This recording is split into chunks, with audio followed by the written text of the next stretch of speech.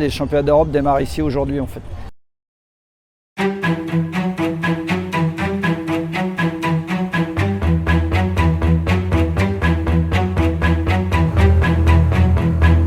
On a eu une première partie d'entraînement qui est plus classique pour les Allemands. C'est-à-dire on a fait une première partie de la préparation à Warendorf en Allemagne, qui est l'écurie fédérale allemande, là où ils ont l'habitude de se préparer.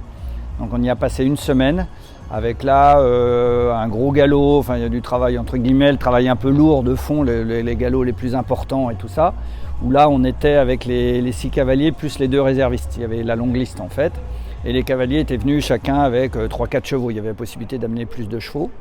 Et à la fin de ce stage-là, il y avait un dernier contrôle vétérinaire des chevaux et tout ça pour finaliser les 6. On le savait déjà avant, mais bon, on en avait un travail assez lourd au cas où on avait un pépin.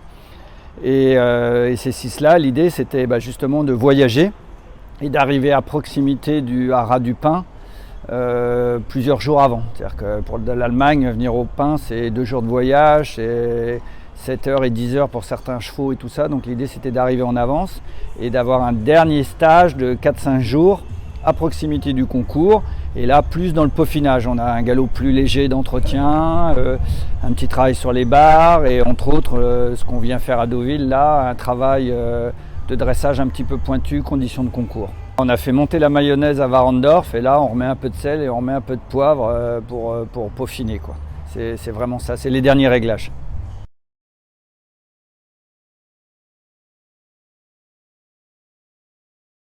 C'était pas facile à trouver, on a vraiment eu la chance de trouver cet endroit-là parce qu'à la fois il nous faut des box confortables, en plus on a la chance d'avoir des box très confortables, on a en face des paddocks de tailles différentes et juste en face les box, donc ça permet de mettre les chevaux sans risque, de garder leurs habitudes mais sans les risques de les mettre dans des paddocks qu'ils ne connaissent pas. On a un grand manège 60-20 qui est très confortable, une grande carrière, une piste de galop 1000 mètres qui est en plus en copeaux de bois, qui est tout temps. Donc même si on avait eu très beau et très chaud, ça n'allait pas être dur. Si on a eu pas mal de pluie, la piste reste toujours très bonne. Donc ça c'était important. Parce qu'un galop à 10-12 jours, on peut le décaler d'une journée, de 2 journées. Le dernier galop, en général, il est assez calé. C'est bien qu'on n'ait pas à le bouger. Et là, il y avait 0 risque. Donc voilà, on a en plus un logement, il y a un manoir sur place avec 9 chambres. Donc on loge tous sur place. Donc pour l'esprit d'équipe, la cohésion et tout ça, c'était vraiment parfait. Il y avait tout. Et en plus, l'intérêt de cet endroit, en plus on est à un quart d'heure de Capour, on a une demi-heure de Deauville, donc la qualité de vie n'est pas désagréable. Et en plus, on avait le pôle ici pour là venir faire une journée de dressage conditions concours. C'est-à-dire qu'on avait demandé un rectangle de dressage, les drapeaux, tout ce qu'il faut. Alors comme il y a le 5 étoiles, dans quelques jours, tout était en place. Et on vient, on amène les chevaux sont nattés, on prépare comme si c'est le concours démarrait là. Les championnats d'Europe démarrent ici aujourd'hui en fait. C'était l'idée. Et voilà, et après quand les chevaux ont fini ça, on revient au box, on revient au calme.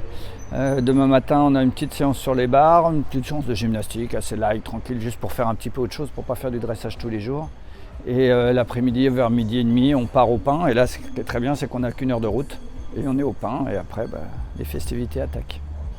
Alors, on le savait, on avait un championnat d'Europe en France, les Jeux Olympiques en France, et avec en plus une proximité géographique. Donc évidemment, il y avait une vraie logique et surtout en plus il y avait une logique en se disant qu'il faut qu'on le fasse pour les championnats d'Europe.